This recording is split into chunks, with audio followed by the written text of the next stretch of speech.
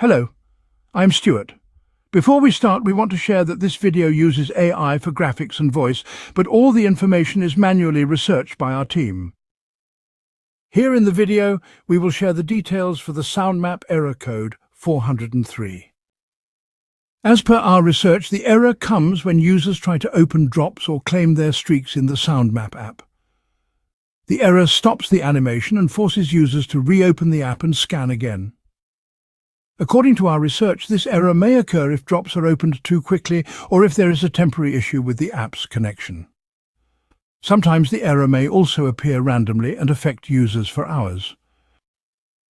To fix the error, the first thing we suggest is to simply restart the app and check if the error still comes.